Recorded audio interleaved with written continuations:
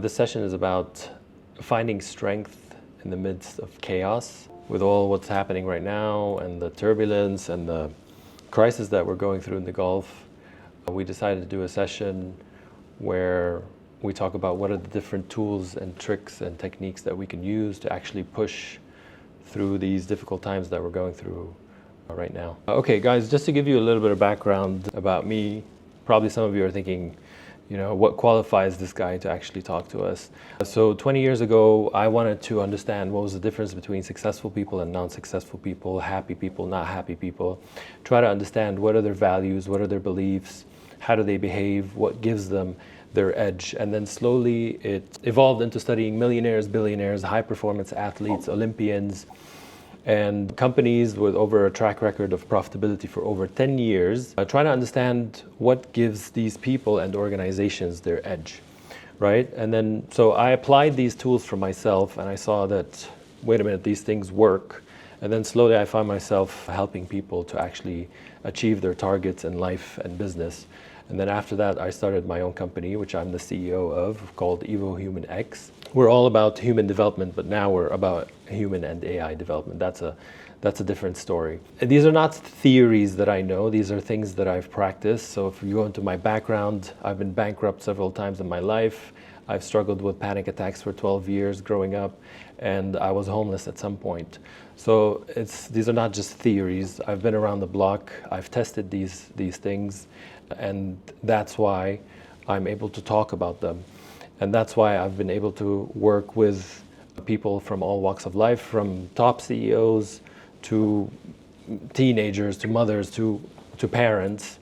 And when you've been working with people for a long time, you realize that people have patterns of thinking, patterns of behaving, which get them results in life and business. We wanted to throw this session because I believe a lot of people need it at this time with all what we're going through. And we thought we would bring people together and to discuss this and to provide you with the tools. But at the same time, we want to hear from you because we also need to hear from you guys.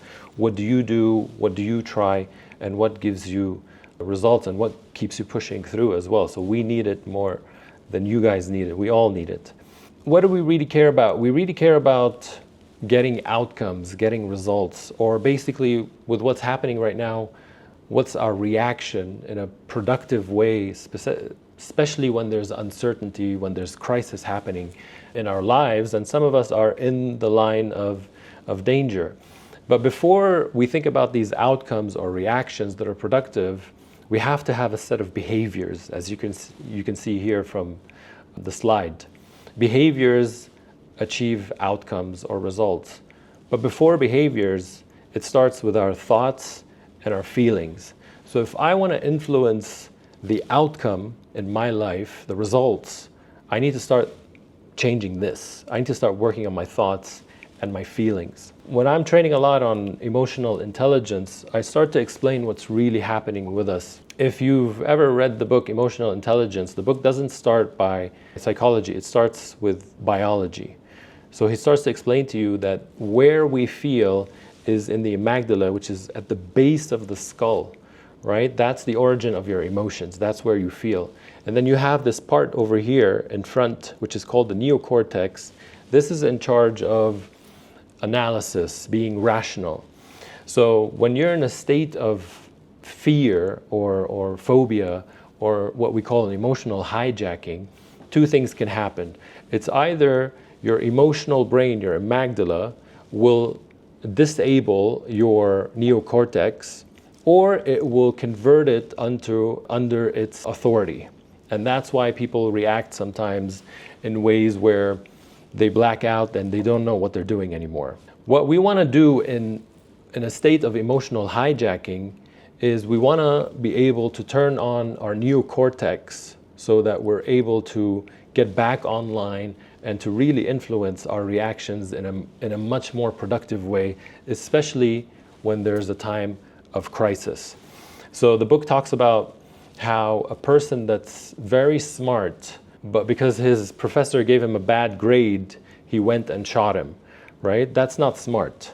So we're talking about how emotional intelligence could be far more superior than IQ, especially in times of crisis. First principle when we're talking about emotional intelligence is becoming self-aware. In order to have self-management, in order to influence your reactions, right? But before that, I want to know from you guys, what do you know about emotional intelligence? What does it mean to you? It's like knowing myself. Yes. And knowing others around me as well. Okay. Knowing how, let's say, how I feel in different situations. Okay. Understand my feelings in different situations as well. Very good. And analyze them. Yes. What about the rest? For me, it's basically emotional intelligence is understanding why you are feeling this way and why you are behaving and how you are reacting towards what you're feeling. This is emotional intelligence. So just like you are intelligent in solving problems, you are intelligent in understanding how you feel. Yes. Intelligent understanding how I feel and where do these feelings come up and how do they influence my behaviors, right? So guys, the first thing we want to do right now is we want to become aware of what we're feeling in this moment, right?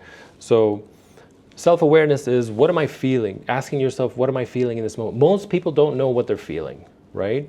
Because they don't take the time to really sit down with themselves and try to understand, what am I feeling in this moment? You know you're not feeling good, but you don't know what's the feeling that you're feeling. Does this ever happen to you? Yes, of course. For example, in the situations, the confusion about our emotion. Yeah. And yes. Yeah, okay. Most people, by the way, because like if you knew me for a long time and we haven't seen each other, the first thing you would ask me is, how are you feeling, how's life, blah, blah, blah. But we don't do this with ourselves because we're so distracted. We have external stimulations. So most people don't know how they feel. So the first basic thing that I do in any training is I start asking everybody in the training, what are you feeling right now? Right? So I want to ask you guys, if you want to write in the chat box or if you want to answer right now, what is the feeling that you're feeling right now? Right? Or if you want, in the whole situation that we're going through. Actually, I was just commenting on the point of not knowing how we're feeling. That yes, this is exactly what happens to us all the time. It's actually happening right now. And about the emotional intelligence, for me, as I see it, part of the emotional intelligence, I'm not sure if it actually falls within the emotional intelligence, is not allowing our feelings to lead our actions. So mainly this part, because maybe sometimes we are aware and many times we know that we are angry, we are sad, that's why we feel this way, that's why we are doing this way. But the trick is not doing this way or not acting this way because we are feeling what we are feeling. So very good. That's it from my side. Okay, very good, very good. Thanks for that input. What are you feeling right now with what's happening, right? I want the emotion. If you can just label it, because the first thing you want to do when it comes to emotional intelligence, if we're dealing with somebody that has rage or anger issues, first thing we tell them to do is label that emotion. This is fear, this is anger. So once you label it, then you're able to wake up your neocortex to get back online so that you know how you're behaving. So we have fear, sadness, anger, uncertainty. Okay, so PTSD is a behavior, confusion, very good. So what leads to PTSD? PTSD is anxiety or fear. You want to be very clear. Some people can't distinguish between the behavior or the emotion, right? Let's be very clear on the feeling, right? So when you're in a state of fear, what's the behavior that follows it? Remember, we talked about thoughts and feelings lead to behavior, okay? Do you become indecisive? Do you panic? I become distracted. Sorry for that. Yeah, you become distracted. Okay. Ala said anticipation. Anticipation of what? I'm assuming bad stuff, right? If you're anxious. Numb, disconnected. Okay. Grounded, not present. Rude. Okay. Yes, right. Very good. But what's the behavior? What's the behavior after that? Do you go into a state of contraction or expansion? Because when you're in a state of fear, people contract. Yeah. For me, yeah, it's hard to put in a word, but for me, when you were talking about emotional intelligence, I look at it as two words, and I look at the intelligence part first before the emotion. So it's always a thought, and that thought comes from, like you mentioned, from somewhere. It's somewhere from your past, it's somewhere from a trigger, it's somewhere from a certain fear you felt, it's somewhere from your past relationships.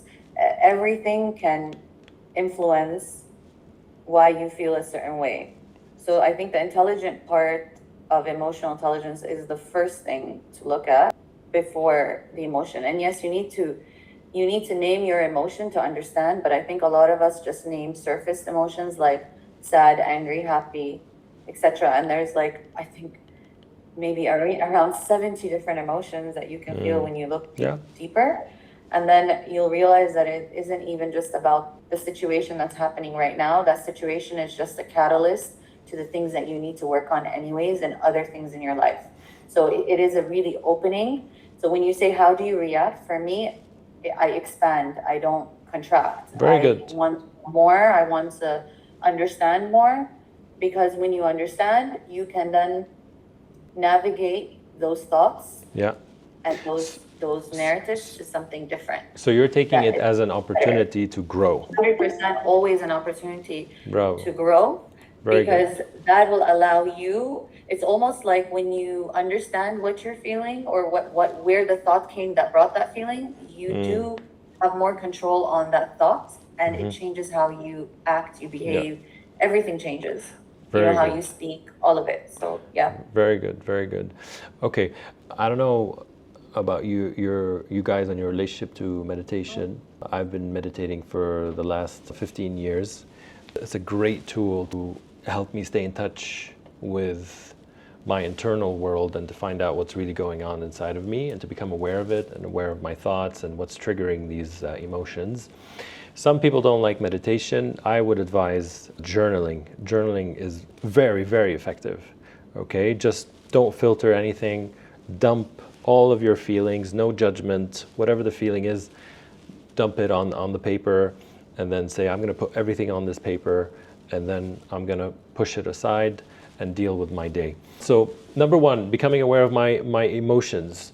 Number two, understanding where do these feelings come from? Like I was saying, everybody has a trigger. It's not just what's happening outside, it's also how am I reacting to what's happening outside. Guys, do you know these people that operate much better under pressure? You know these people. And there's people out there that when pressure happens or stress happens, they collapse. You really want to understand yourself. And number three, these feelings are information for you, right? They're telling you, they're giving you feedback over the way you're thinking. If you're doing something that makes you feel good, then that's feedback. Carry on, keep doing it. If you're doing something or you're reacting to something that's making you feel bad, then you have to start changing the thoughts that will ultimately change the feelings. Now, we all talked about it. Some of you are saying fear, anger, sadness, right? Now I'm aware of these feelings. I've labeled them so that I switch back my conscious mind, my neocortex, so I know how to react, okay? Or I can steer the steering wheel. Now I want to ask myself, what do I want to feel? So I want you to write for me in the chat box, what do you want to feel instead? Okay? Tell me what you would like to feel in these moments that are happening right now. Okay, grounded. Hamad said grounded. Faith. Sibel said faith. Very good. Hamad said present. Okay. Happy, right? Grateful. Okay, now there's a bit of an issue here. It's hard to feel happy and grateful when we're seeing all of this chaos happen. Sometimes it's not enough to be happy and grateful. Sometimes you have to feel feelings that are empowering, such as determined, right now, assertive, resilient, courageous, right? In the face of chaos and uncertainty, sometimes you have to feel certain that, you know what, I'm going to figure out a way to push through this, right? Because happiness is good, grateful is good. It's very important to be grateful. But what are the emotions that allow you to push through those difficult times? Let me tell you something. I've worked with very successful people, and I'll tell you something. Successful people are not necessarily positive people. But I'll tell you this. Successful people are very, very stubborn people. Very stubborn people. They want what they want, and they will not let anything get in their way. So their level of determination outweighs the odds that are happening in front of them. Okay? Now, what do you need to do in order to feel the way you want to feel? That's my question to you. So we're aware of what we're feeling. It's carrying information for us. Okay, what's the feeling that I would like to feel instead? What am I going to do? Okay, release control, I said. Okay, let go, basically. Have faith. Determined. Try to cope. Okay, see, the problem is with try to cope. If you're only trying to cope, then what's going to happen, guys? If you're only trying to cope, what's going to happen? Because in life, you don't get what you want. You get what you tolerate. Okay, some people, they tolerate feeling helpless. Some people, they tolerate feeling like a victim, right? We're going to talk about this. We're going to talk about shifting your identity.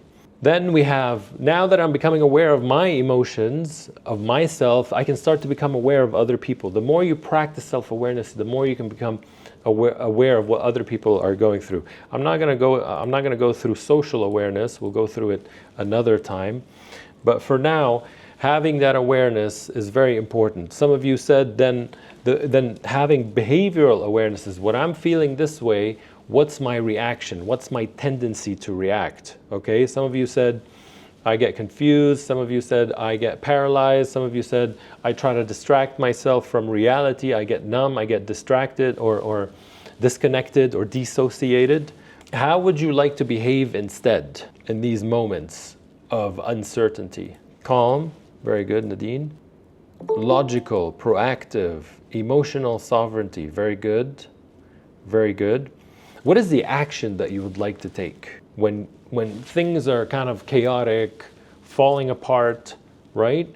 What's the action that you know you need to take? Stay close to the routine. Yes, very good. Because in times of chaos, what happens with people is they let go of the things that keep them grounded. They stop meditating. Some people stop praying. Some people stop, going to the gym, right? Or doing their rituals. But in fact, it's in that time where you need to root yourself in those routines that keep you grounded. The next thing that I want to dive into is what is the shift in identity that you need to make in order to position yourself as a leader in these critical moments, right?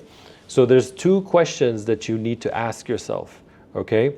Number one is, what's the role that I'm playing in this moment? Because sometimes you get gripped by fear or you get gripped by anxiety, right? And you start to slack off, or you become paralyzed, or you stop taking action, right? So ask yourself in this moment, what is the role that I'm playing in this narrative? Because it's all a story. Life is a story. And what's the story that you're telling yourself right now? What's the role that you're playing? I'll tell you from my experience, when I used to be anxious all the time, and I even fall into this trap many times when bad stuff happens to me, is that I ask myself this question, what is the role that you're playing right now? And I tell myself, well, I'm playing the role of victim. Poor me, right? Why is this happening to me? Why does bad stuff always happen to me, right? And I'm like, the role that I'm playing here is I'm playing the role of victim. Like, do you like this role? And always my mind tells me, no, I don't like this role. I'm like, okay, so what is the role that you want to lead? Because you are the lead character in your story. What is the role that you're playing in your story? I don't know about you, but I don't want to be a victim. I want to be the person. I want to be the victorious one. I want to be the champion. I want to be the hero of the story, right? And I say, what does the hero do in this moment? The hero takes action. The hero is courageous in the face of this tragedy that's happening right now, or in the face of chaos. So I want to hear from you guys right now. What is the role that you're playing that is disempowering? Tell me. What's the role that you're assuming? I think somebody wanted to say something. I think at this moment, I would want to understand, why is this happening to me, or what is it trying to teach me? So and in tough times, this is where your real color is revealed. Yeah. What you're really made of is really revealed. So, and in these tough times, this is where I want to understand, why is this happening to me? What is it trying to teach me?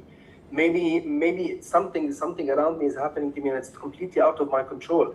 So I want to focus on the points I can control and let go completely of the things that I can't, and to understand what is the lesson behind it. How is this trying to make me bigger, tougher, better? Very good. What about the rest? Oh, that's a safety agent. Okay, yeah, exactly. I want to play it safe. Why? Because being a mother for a family, I feel myself, I am if you want, the super of this family. I try to keep the emotion of safety for the family. Yeah. To relax the people.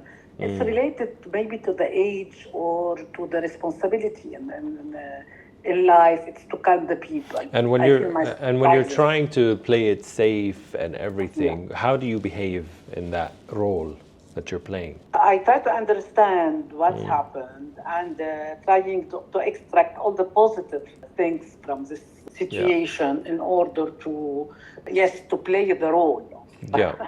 To play the role. Okay, I am anxious sometimes, but I don't verbalize. I believe that each time we verbalize loudly our ideas, we can believe on it. If I verbalize, for example, that I am positive, it's okay, it's not the first time, it will pass, we should do this, that, etc. I let the people believe around me and I will believe myself. Okay, very good. Okay, so you try to play the strong one. Yeah. Yes, very good.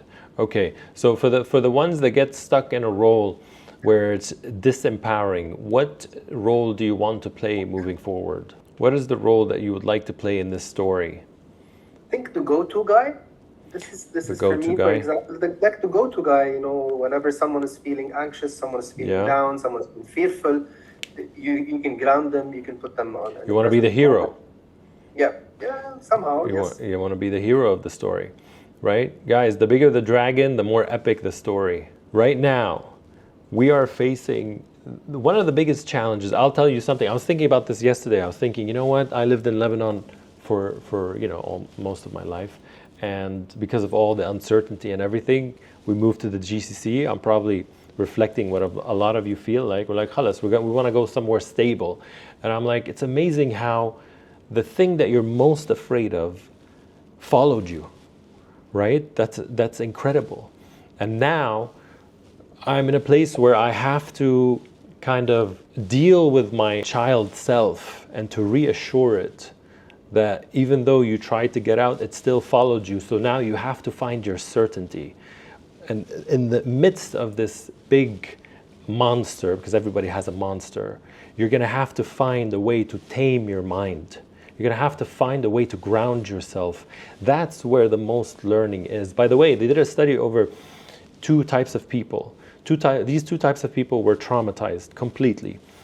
And they wanted to understand what was the difference between the people that were completely traumatized and they became very bitter people, very negative people, and the people that were also traumatized and became very positive, happy people.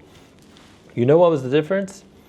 The difference was the meaning they created within their head. The people that became bitter, they always blamed who they are and how they are because of that trauma. Whereas the people that became happy in their lives, despite what happened to them, they look back at it and they said, I needed that. I needed that growth experience. That's what they called it. This is a growth experience that taught me to become a better person, right? What a gift. Yes, but the gift is here. The gift is your ability to look at the monster, the chaos, the uncertainty, right? And look at it in a positive way.